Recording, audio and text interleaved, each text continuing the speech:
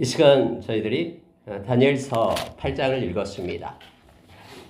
저희들이 지금 다니엘서를 계속 읽고 또 말씀을 나누고 또 묵상하고 말씀을 붙잡고 기도하는 중에 있습니다. 다니엘서 7장부터 계시의 말씀, 묵시의 말씀에 대한 내용이었죠. 우리가 여러분 6장까지 해가지고 벨사살 왕이 죽고 또 다리오 왕이 오고 그때 다니엘이 믿음을 지키며 기도함으로 인하여 사자굴에 던져지는 그러한 내용으로 끝났었죠. 근데 여러분 이제 7장부터는 다시 주제가 바뀌어서 그 다니엘이 있을 동안, 즉 벨사살 왕이 살아있을 동안에 하나님으로부터 받은 그러한 계시의 말씀을 갖다 기록을 하고 있어요. 그래서 오늘 8장에 와서는 7장과 동일한 내용의 두 번째의 그런 환상이 열리면서 하나님이 보여주신 것을 기록을 하고 있습니다. 성경은 이렇게 기록을 하는데요. 두 번째 환상이 나타나는데 이때는 벨사살 왕 제3년이다 이렇게 표현하고 있어요. 그래서 벨사살 왕이 BC 555년에 왕이 되죠. 근데 그때 원년에서 7장의 환상이 나타났고요. 3년 뒤 BC 553년에 두 번째 환상이 지금 나타나고 그 말씀을 지금 기록하고 있습니다. 여기 보니까 지금 어디에 내가 있었냐라고 얘기할 때에 엘람 지방 수산성에 있었다. 거기에서 내가 환상을 보았다라고 기록을 합니다. 수산성은 바벨론에서 약 한 400km 정도 떨어진 곳에 동쪽으로요. 떨어져 있는 곳에 있는 곳입니다. 우리가 수산성에 대해서는 우리 에스더서에서도 나오고요. 많이 봤던 그 지방의 수도죠. 그곳에 있을 때에 하나님께서 주신 환상을 이제 기록을 하는 거예요.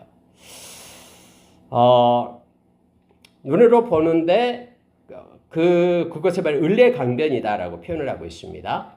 을레강변에서 이제 나타나는 그런 환상인데요. 첫째가 뭐냐면 두 뿔을 가진 순양이 나타나게 됩니다.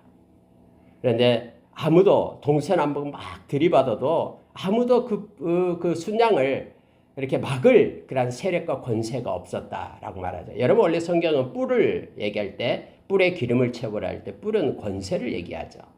하나님이 주신 권세에 의해서 이 권세를 누를 수 있는 그러한 세력이 없었다라는 거예요. 근데 하나의 뿔이 더 길어졌다라고 성경은 말하고 있죠. 그런 거라서 또 보니까 이제는 순염소가 나타납니다. 근데 순염소가 얼마나 서쪽으로부터 오는데 얼마나 쌩 오냐면은 마치 발이 땅에 닿지 않고 움직이는 것처럼 막 그런 모습으로 지금 표현하고 있어요. 너무너무 와서 들이받았는데 그 순양을 갖다 들이받아요. 순염소가 이긴 거예요. 그래가지고는 그 순염소를 갖다 해할 수 있는 해하는 세력이 없었다라고 성경에 말합니다. 근데 여러분, 그 중에서 성경이 이렇게 표현합니다. 8절에요. 순염소가 스스로 심히 강대하여 가더니 강성할 때에 그 큰 뿔이 꺾이고 그 대신에 현저한 뿔 넷이 사방을 향하여 났다. 뿔이 갑자기 막 4개가 난 거예요. 환상 중에요. 그런데 그중 또 한 뿔에서 또 작은 뿔 하나가 났다. 이렇게 9절에 표현을 하고 있습니다. 근데 이것이 중요합니다. 자, 여러분 9절을 보십시오. 그중 한 뿔에서 또 작은 뿔 하나가 나서 남쪽과 동쪽과 또 영화로운 땅을 향하여 심히 커지더니 남쪽, 동쪽, 영화로운 땅은 예루살렘을 얘기합니다. 예루살렘을 향하여 영화로운 그 땅을 향하여 심히 커졌다라는 거예요. 그 뿔이. 그런데 얼마나 커졌냐면 10절이에요. 그것이 하늘 군대에 미칠 만큼 커져서 그 군대와 별들 중에 몇을 땅에 떨어뜨리고 그것들을 짓밟고 또 스스로 높아져서 군대의 주제를 대적하며 그에게 매일 드리는 제사를 없애버렸고 그의 성소를 헐었으며 그의 악으로 말미암아 백성이 매일 드리는 제사가 넘긴 바 되었고 그것이 또 진리를 땅에 던지며 자의로 행하여 형통하였더라. 이렇게 되어 있어요. 자, 여러분, 이것은 다음에 여러분 이 환상에 대해서요. 성경 자체가 주석을 해줘요. 이게 무슨 뜻이냐를 우리가 이게 도대체 뭐냐라고 생각할지 모릅니다만은 우리가 이미 7장에서도 하나님께서 이 말씀 안에서 주석을 해줬죠. 이건 뭘 나타낸다라고 말씀해 준 것처럼 오늘 이렇게 환상으로 보여줬던 것을 하나님께서는 이 다니엘에게 다 보여줍니다. 이것이 무슨 의미고 무슨 의미고 이렇게 자의로 해석하지 않도록 하나님께서 다 가르쳐주고 보여줍니다.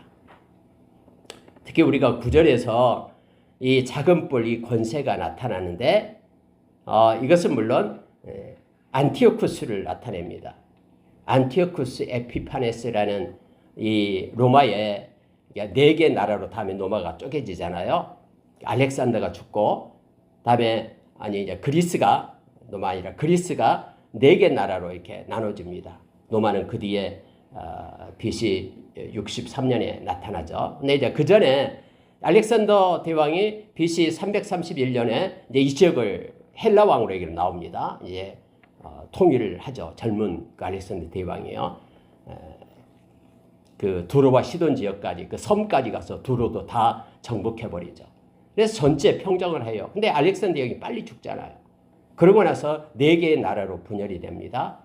그 중에 이제 한 그 왕이 있는데 안티오쿠스라는 아주 유명한 무시무시하고 잔인한 그 왕이 나타. 이게 바로 작은 뿔로 표시를 하고 있습니다.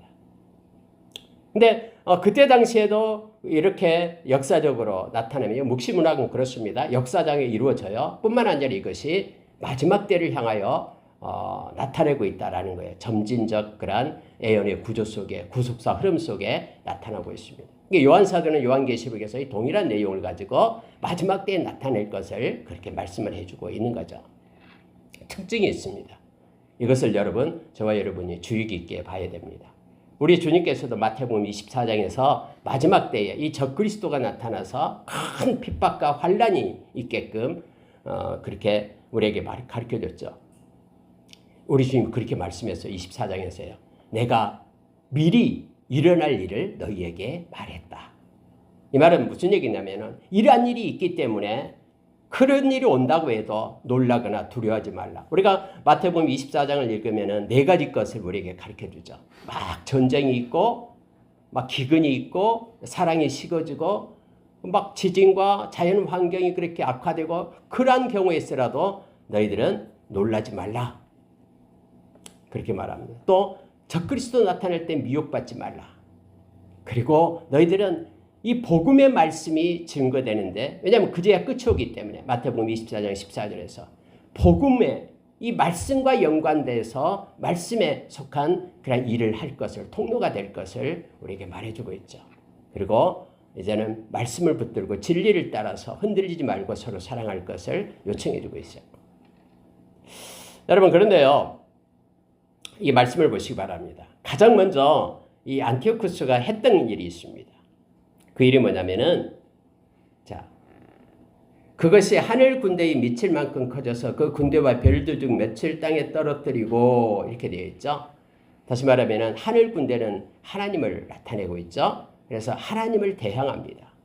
하나님을 대적하는 무리들이 나타나게 되죠. 마지막 때는요. 역시 안티오쿠스가 그랬어요.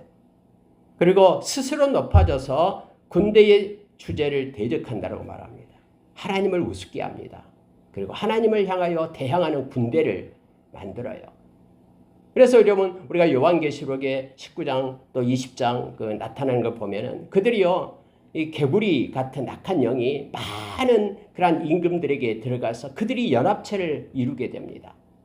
마지막 때는 여러분, 하나님의 백성이 그렇게 많은 사람들에 의해서 배타적인 그러한 믿음을 가졌다고 손가락질하면서 배격을 받게 돼요. 아무 이유 없이 조롱을 받게 됩니다. 그것은 우리가 세상에 속해 있지 않기 때문에 그래요. 세상은 우리를 사랑하지 않습니다. 그런다고 해서 제가 숱한 얘기를 합니다마는 세상이 미워한다고 해서 너무 걱정하지 마십시오. 하나님이 엄청 우리를 사랑합니다.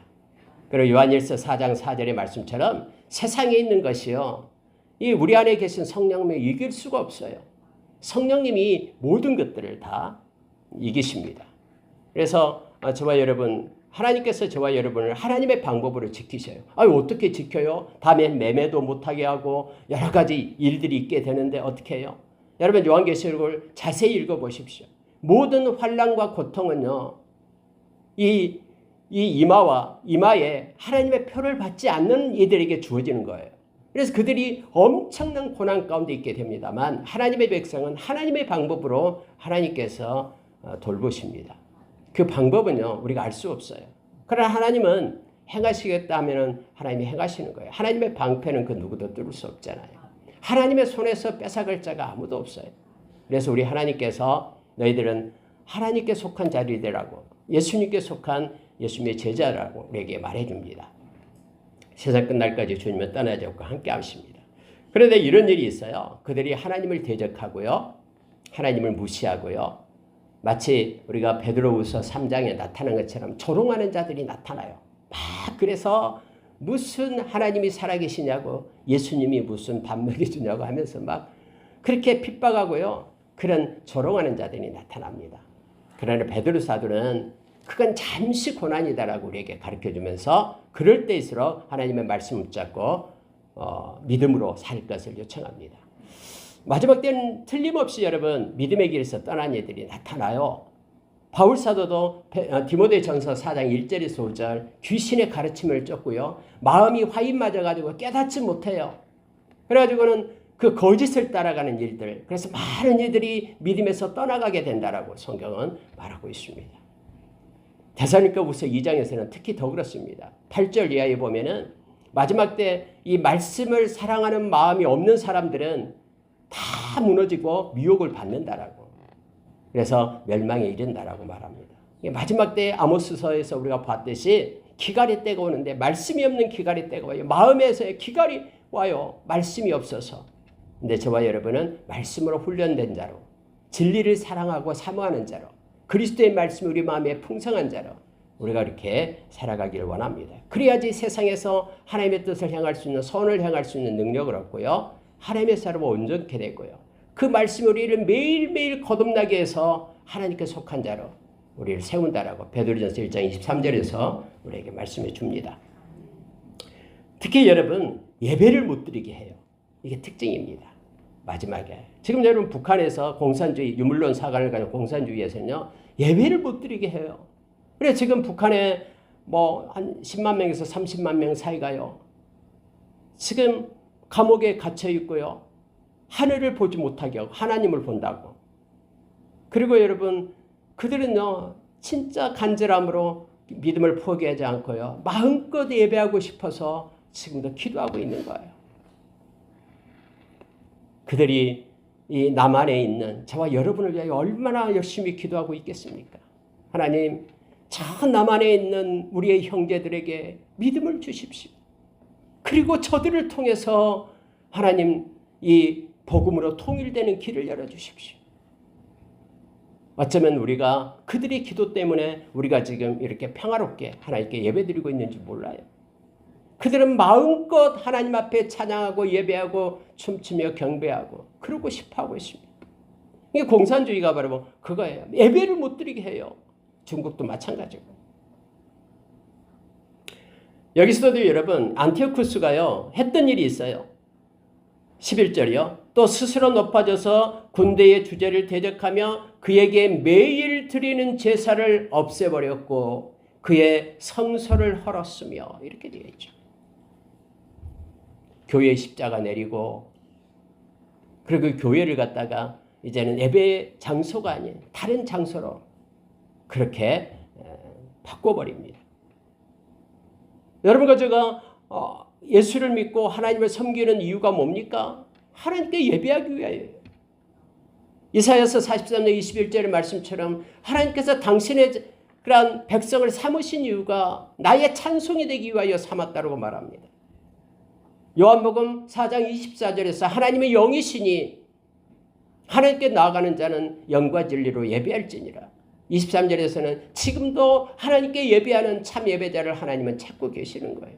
거짓된 예배 말고요. 말라기서 2장에서 제발 이 성전의 문 좀 닫았으면 좋겠다. 그들이 와서 내 뜰만 바꿔가면서 왜 이렇게 예배가 끝나지 않는지, 빨리 가서 할 일이 많은데 하면서 예배를 귀찮아하고, 하나님께 드린 예물은 하나님이 보지 않기 때문에 다리 잘린 것, 저은 것, 그런 거 총독에게 들어봐라. 총독이 기뻐하겠느냐 하면서 그렇게 하나님은 하나님께 전심으로 이 마음의 중심으로 온전함으로 진실함으로 하나님을 경외함으로 예배하는 자를 지금 찾고 계시는 거예요.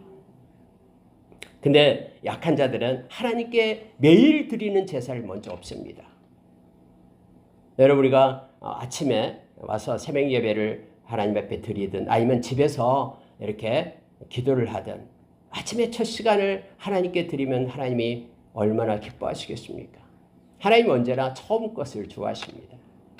그래서 하루를 선물로 받을 때 하루에 하나님을 찬양함으로 예배로 시작하면은 하나님은 그 예배자를 찾으시고 그 예배를 받으시고 하나님 너무너무 영광을 하나님이 받으신 줄 압니다.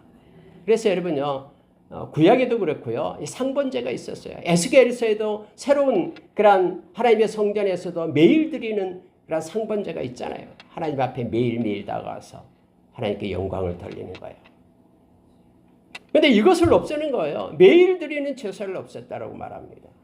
그리고 성소를 헐었다라고 말합니다. 하나님께 예배를 못 드리게끔 안티오쿠스가 실제적으로 막 그렇게 예루살렘을 그 성전을 그렇게 억압하면서 이 성전 안에다 다른 신상을 제우스 신상을 세웠어요. 여러분 원래 이름이요 안티오쿠스 에피파네스 했는데 이 에피파네스 대신에 에피마네스 이렇게 붙였어요. 이 에피마네스란 말은 미친 자라는 뜻이에요. 그는 완전히 자기가 신인 줄 알았어요.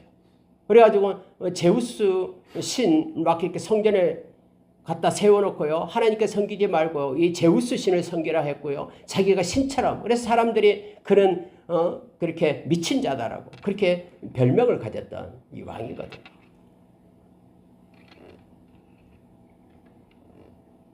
성경의 12절에 보면은 그 악으로 말미암아 백성이 매일 드리는 제사가 넘긴 바 되었고 백성이 매일 드리는 제사를 드리지 못했다라는 하나님 앞에요. 그리고 그것이 또 진리를 땅에 던지며 자의로 행하여 형통하였더라. 진리를 땅에 던졌다라고 말합니다. 거짓된 것을 충성하게 하고요. 우리가 여러분 구약을 보면서 북이스라엘 사마리아에서 보면은 단과 베델에 여로보암이 금송아지를 세우잖아요. 그리고 제사장을 세워요. 근데 제사장은 자기 마음대로 세워요. 레위 족속 안 세워요. 그리고 금송아지를 갖다가 여호와라고 말합니다. 근데 백성들이 진짜로 이 금송아지 앞에 가서 빌어요. 여호와 하나님이여 하나님이여. 마치 여러분 우리가 이 아피스 이 금송아지 이게 바로 애굽의 신이었잖아요.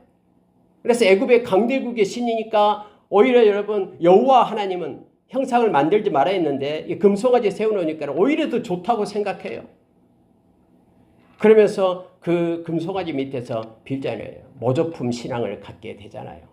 아무나 세워서 이렇게 제사장으로 삼고 그렇게 합니다. 말씀하고는 전혀 상관없이 그렇게 세웠던 걸 우리는 너무나 잘 알고 있잖아요. 진리를 땅에 던집니다. 이 진리라는 것은 말씀이거든요. 진리. 진리의 말씀을 던지고요. 자기 자의로 행해요. 그걸 또 자의로 행하며 형통하였더라. 근데 성경은요. 형통하였더라가 여기에 써요. 여러분 악한 자는요. 막 거짓말하고 불법을 저지르고 해도요. 막 잘 돼요. 막 돈도 잘 벌리고요. 막 큰 집도 생기고 막 그래요. 근데 여러분 하나님의 백성은 이렇게 거짓말하고 악한 짓하고 하면은 잘 됩니까? 잘 안 되죠. 왜요? 하나님이 계시기 때문에. 그거 잘 되면은 그 멸망당하죠. 근데 하나님은 야단치죠. 책망하시죠. 말 안 들으면은 어떤 방법을 통해서라도 하나님은 되돌리시죠. 왜냐하면 그를 사랑하니까. 근데 악한 자는 그냥 내버려둬요. 악한 자는 그렇게 형통하고 해도요. 그냥 놔둬요. 근데 우리가 그걸 부러워하면 안 되죠. 악인의 형통함을 부러워하면 안 돼요. 성전에 가서 내가 하나님께 기도했더니 그때서 깨달았다라고 시편 73편에서 시인은 말해주고 있죠. 내가 미끄러질 뻔했다. 왜 이렇게 악인은 형통한지 나는 아무리 해도 뭐가 안 되는지. 그런데 그걸 깨달았다고 얘기합니다. 하나님의 때에 심판의 때가 주어졌다라는 것을 깨닫게 되는 거예요. 여러분 여기서 보면은요, 이 사람도 막 형통합니다. 자의로 행하고요, 막 진리를 땅에 던지며 해도 거기에 빌붙어서 함께하는 이들과 함께 형통하게 된다라고 말합니다. 13절 보시기 바랍니다. 내가 들은즉 한 거룩한 이가 말하더니 다른 거룩한 이가 그 말하는 이에게 묻되 환상에서 나타난 바 매일 드리는 제사와 망하게 하는 죄악에 대한 일과 성소와 백성이 내준 바 되며 짓밟힐 일이 어느 때까지 이룰고 하니 2300주야까지니 그때의 성소가 정결하게 되리라 하였느냐.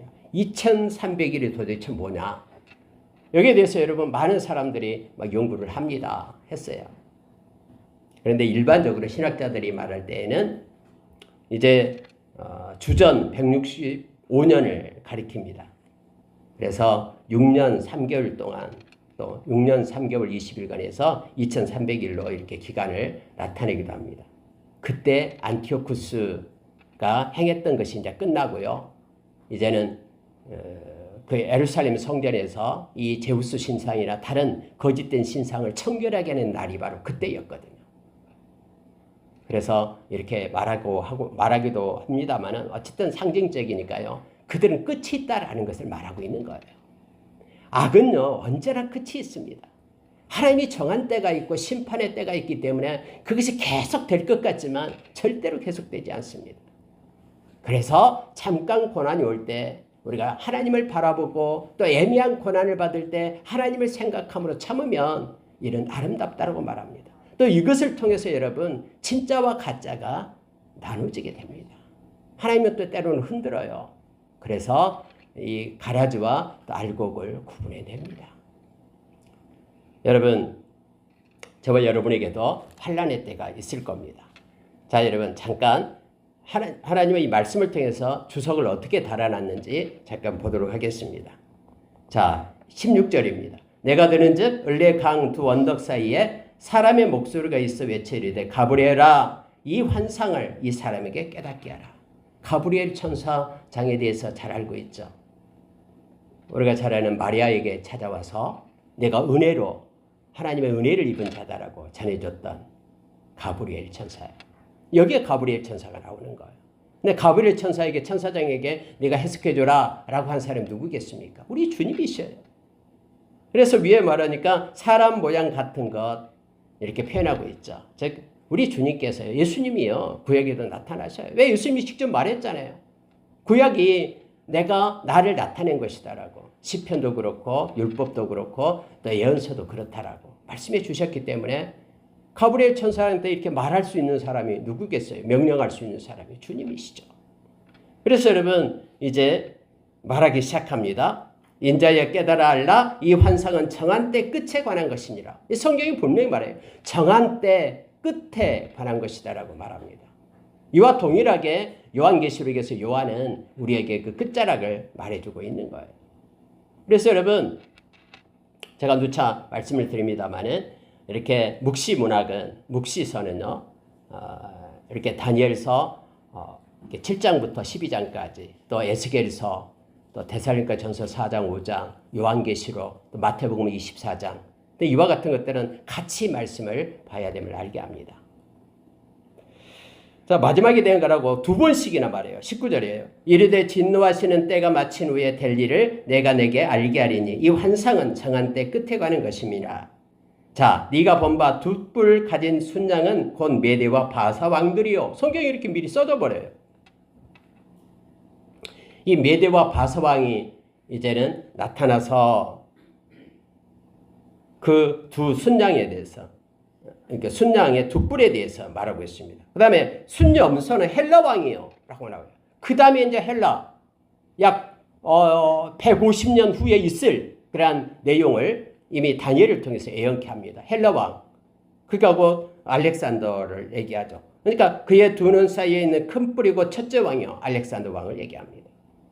그리고 그 뿔이 꺾이면 그 대신에 네 뿔이 났은즉 그 나라 가운데 네 나라가 일어나되 그의 권세만 못하리라. 이 네 나라 마지막 때에 반역자들이 가득할 즈음에 한 왕이 일어나리니 이 사람이 안티오쿠스예요. 내 나라 중에서요. 얼굴이 뻔뻔하며 속임수에 능하며 그 권세가 강할 것이나 자기 힘으로 말미암은 것이 아니며 그가 장차 놀랍게 파괴 행위를 하고 자의로 행하여 형통하며 강한 자들과 거룩한 백성을 멸하리라. 특히 여러분 거룩한 백성을 멸하게 될 것이다라고 말하고 있습니다. 그런데 여러분 요한계시록에서는요 13장에 나오죠. 5절 8절에 보면은 이렇게 되어 있어요. 제가 읽어드리겠습니다. 요한계시록 13장 5절 8절.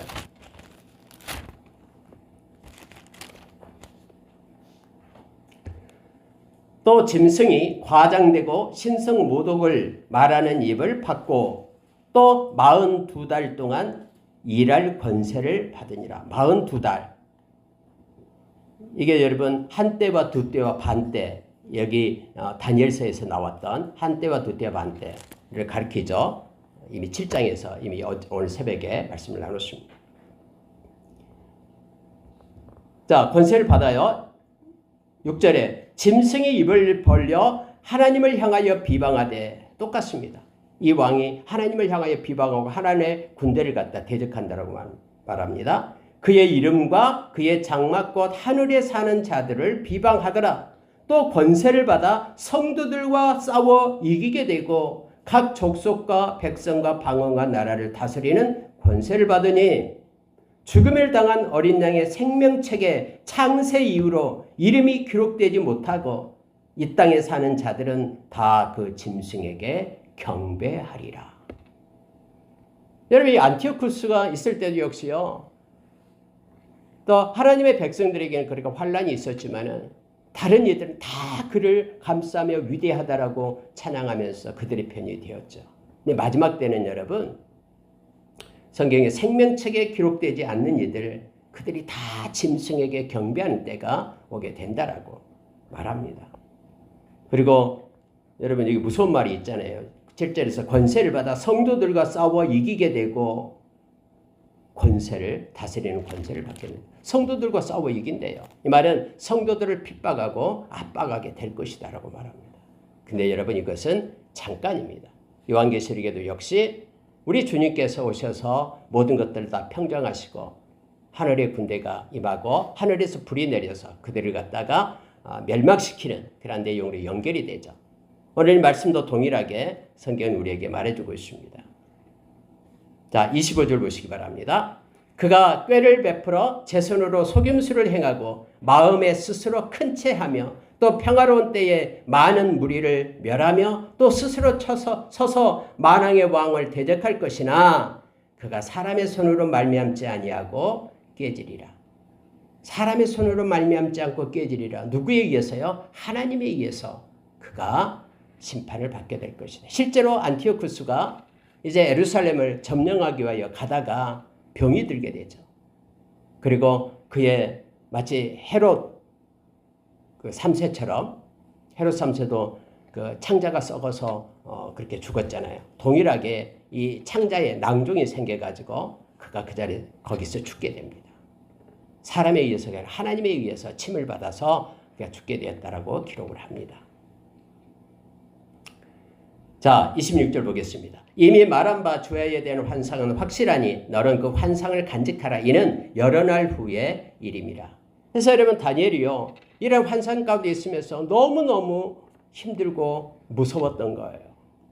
그리고 이러한 역사적으로 일어난 일들, 핍박과 억압이 있는 일들을 다니엘이 보게 되니까 성경이 이렇게 표현해주고 있습니다. 27절에서요. 이에 나 다니엘이 지쳐서 여러 날 앓다가 일어나서 왕의 일을 보았느니라. 내가 그 환상으로 말미암아 놀랍고 그 뜻을 깨닫는 사람은 없었느니라. 저와 여러분은 지금 다니엘의 환상이 역사상으로 그들의 이루어졌음을 우리는 보게 됩니다. 그때 여러분 헬라 왕이 그리스가 나타날 거 꿈에도 생각 못했어요. 이미 다니엘이 죽은 지 150년 후에 일어난 일들이니까요. 근데 알렉산더가 일어났고요. 그리고 네 나라가 나눠졌고 안티오쿠스가 나타나서 이런 모든 그런 예배를 폐하고 이런 죄악을 저질렀던 것을 우리가 보게 됩니다. 여러분, 세상은 하나님의 주권 속에 있습니다. 그리고 세상의 모든 역사는 하나님이 말씀하시고 말씀대로 성취되어 갑니다.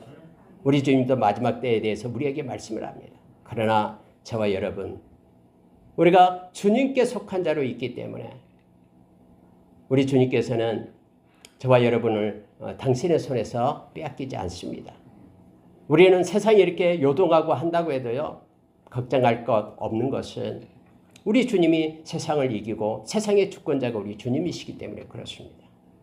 보이는 것에, 나타나는 것에 그것 때문에 너무 힘들어하지 마십시오.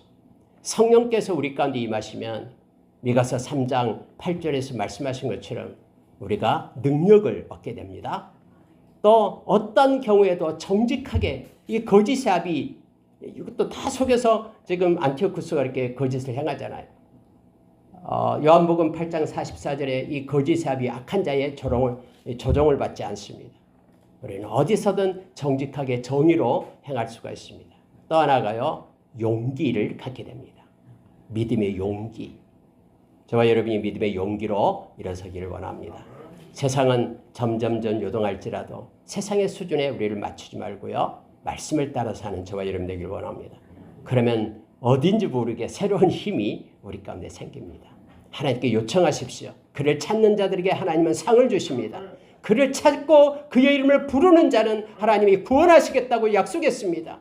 모든 염려를 맡겨라라고 얘기했습니다. 그러면 우리 주님께서 행하시겠다라고, 돌보시겠다라고 약속을 해주셨습니다. 절대로 우리를 버리지 않고 떠나지 않습니다. 그 주님을 의지하고 마지막 때일수록 말씀과 기도로 거룩한 하나님 앞에 속한 자가 되길 원합니다. 우리는 기도할 수 있는 특권이 있습니다. 그분의 이름으로 기도하면 하나님 영광 받으시고 우리의 기도를 들으시고 하나님은 가장 좋은 것들로 우리를 채워주십니다. 에베소서 1장 우리가 17절 이하에 우리의 눈이 열려서 하나님 앞에 기도하죠. 또 그렇게 나면 우리의 입술로 구하는 것, 마음에 묵상하는 것보다 더 좋은 것으로 채우실 하나님은 약속해 주셨습니다. 말씀과 기도로 하나님께 속한 자로 승리하는 저와 여러분이 되기를 원합니다. 이러한 말씀, 마지막 때의 말씀을 왜 이렇게 귀찮게 기록하고 써놨을까? 근데 여러분 성경은요, 이러한 것을 말하고 또 형제 자매한테 알리고 함으로 인하여 너희들이 소망을 가져라라고 성경 말합니다. 이게 우리의 위로가 되고 소망이 되는 거예요. 예수님께서는 마태복음 24장에 아까 얘기했듯이 내가 미리 기록해놨다. 이러한 일들이 있게 될 것인데 걱정하지 말라. 두려워하지 말고 담대하라라고. 그리고 말씀을 따라 살 것을 우리에게 요청하고 있습니다. 저와 여러분이 비록 우리의 생전에 우리 주님 오신다면 얼마나 좋겠습니까? 오실 수도 있어요. 이 땅에 곳곳에 지금 천국 복음이 다 증거되고 있잖아요. 설사 우리 생전에 주님 오시지 않더라도 우리의 개인적인 종말이 끝나도 우리는 우리 주님 앞에 섭니다. 바로. 왜냐하면 우리는 이 시간과 공간의 이러한 피조 세계를 떠나서 영원한 세계로 우리 주님과 낙원에 이르게 되기 때문에 그렇습니다. 그래서 저와 여러분은 우리 주님의 심판대 앞에 서서 우리 주님으로부터 착하고 충성된 종이라는 칭찬을 받게 될 것입니다. 믿음으로 살았기 때문에요. 늘 믿음은 말씀에서 납니다. 거저 내가 믿습니다라고 한다고 해서 믿음이 생기는 게 아닙니다. 말씀이 아닌 것은 그런 모조품입니다. 내가 감정으로 만들어내는 게 믿음이 아니고요. 말씀에서 말씀을 붙잡고 말씀대로 나가는데 우리를 많이 흔들 겁니다. 여러 가지 기적과 이적, 여러 가지 것들로 우리를 흔들 겁니다. 그럴 때 캐논, 말씀을 붙잡아야 됩니다. 그리고 말씀의 사람, 기도하는 사람으로 거룩한 자로 우리가 서서 하나님과 동행하는 저와 여러분 되기를 예수의 이름으로 축원합니다. 함께 기도하겠습니다.